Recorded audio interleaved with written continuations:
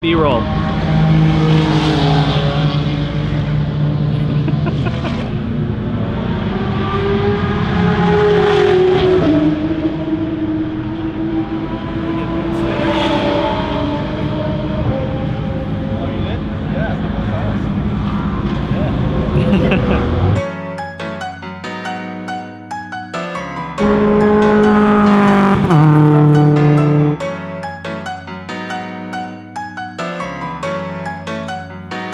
Welcome back to Thermal Club, everybody. This seems to be the place I always end up when I take cars out to the track, other than the occasional time at Auto Club Speedway. Taking the Pista out for the first run on the track today. So that's exciting. No better place to do it than here.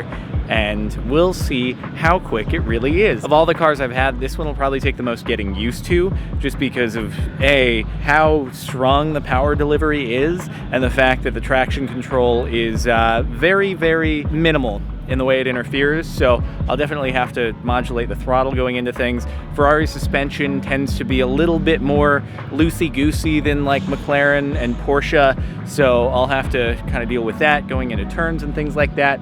But I'm excited to see how the Cup 2Rs perform and how much they grip, because so far, just out on the streets on canyon drives, those have been crazy impressive. So I can't wait to see how they perform out here on the track. I think it's going to be incredibly quick on the straightaways. I don't know how much I'll be able to focus and talk when I'm driving the car, but you'll get to enjoy just watching as I drive, and you'll get to come along for the ride, more or less. But without further ado, I think we should jump into the car and get going on the track.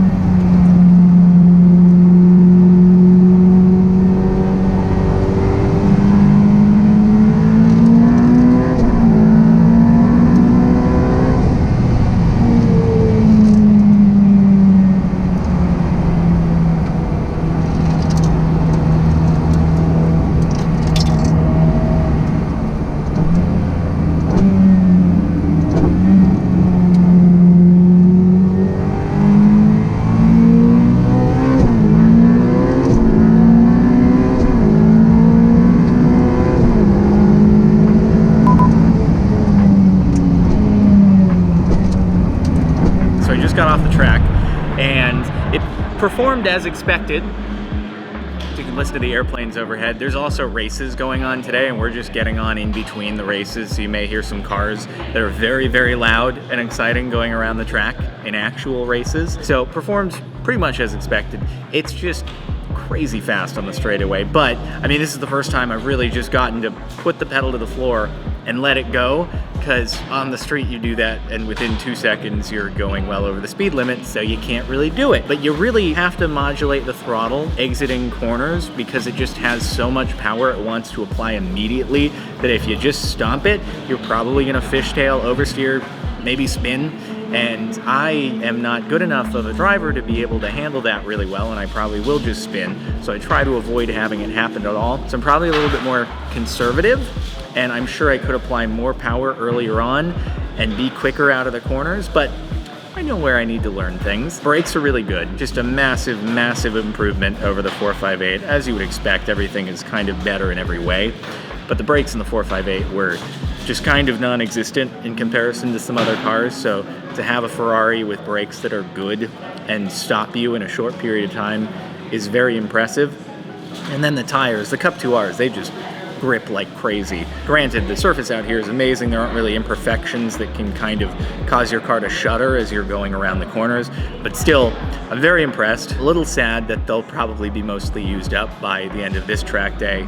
At best, I have maybe one more or just a few more canyon drives. But Michelin, shout out to you guys. They're great tires. I'm saying this from the bottom of my heart. And if you want to send me another set, I wouldn't turn it down, because they're really, really good. Anyway, otherwise, yeah, going into the corners, it holds really well. You gotta kind of deal with the suspension being slightly softer than Porsche and McLaren, but otherwise, I mean, it's a great car. There's hardly any turbo lag whatsoever. You just put it down and it goes. You're not waiting for the turbos to kick in. You put it down, the turbos have already kicked in.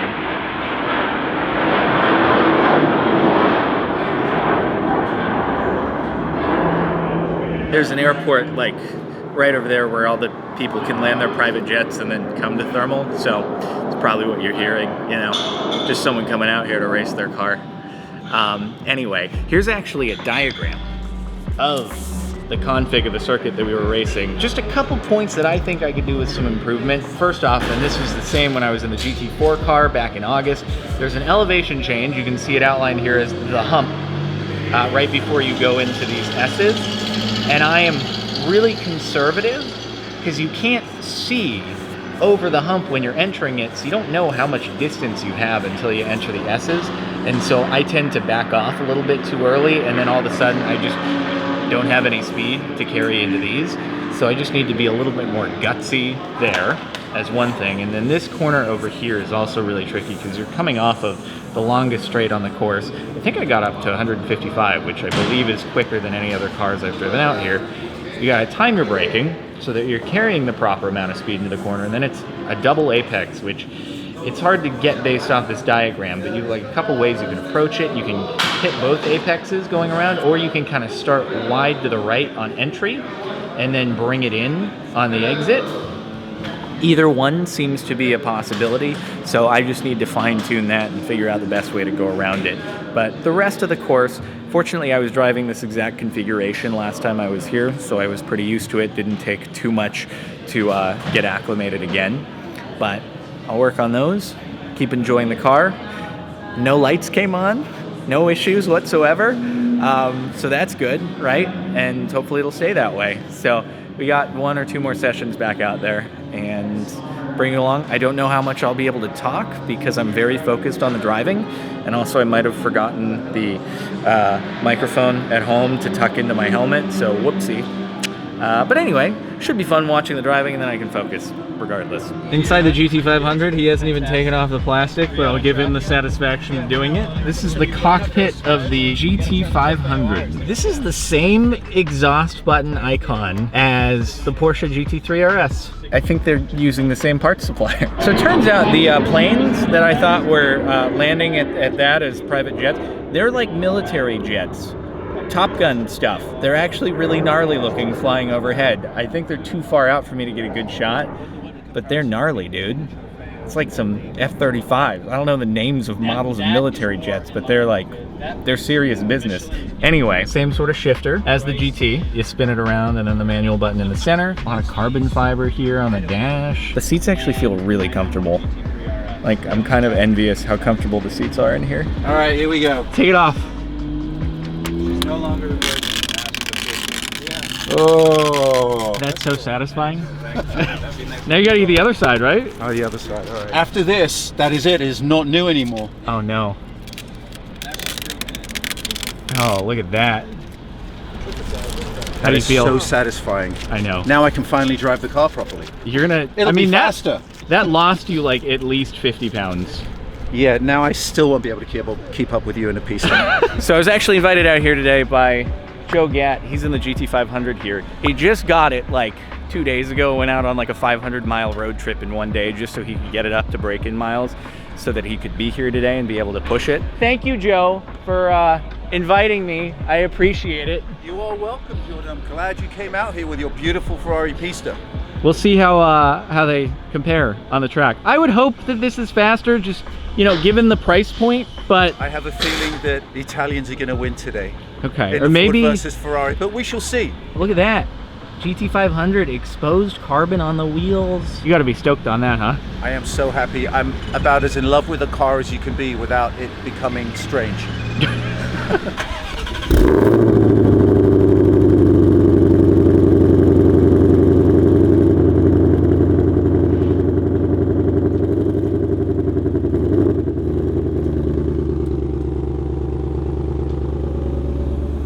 That sounds real good. Sounds all right, right? Just waiting for our next session to go out. I haven't seen one of these before. This is a VAC mono. Mono because it only sits one, but that's a cool car. You can drive these on the road. They're street legal, but also, oh, heck of a fun track toy that would be. Imagine seeing that on the road. Looks so out of place, so wild. That would be fun to drive in the canyons, no doubt.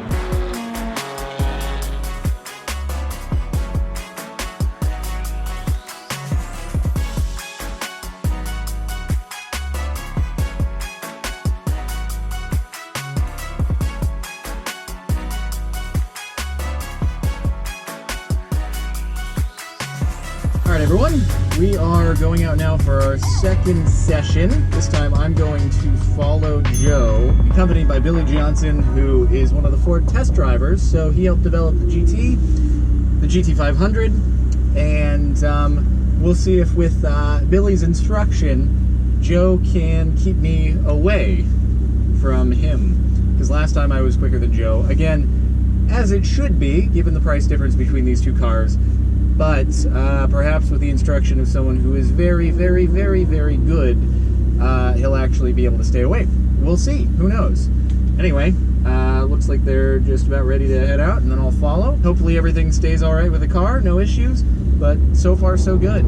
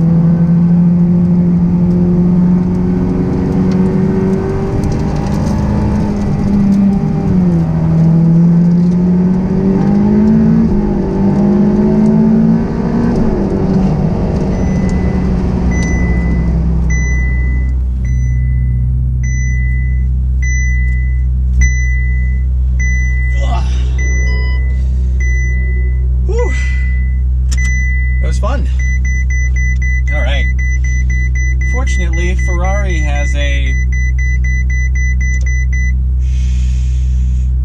Ferrari has a nice little thing where there's a button down here, because normally when you turn off the car, it auto-engages the parking brake. You don't want that after you've gotten off a hot track session, so you need a button that disables the auto park, and then you can shut off the car without it inserting the parking brake.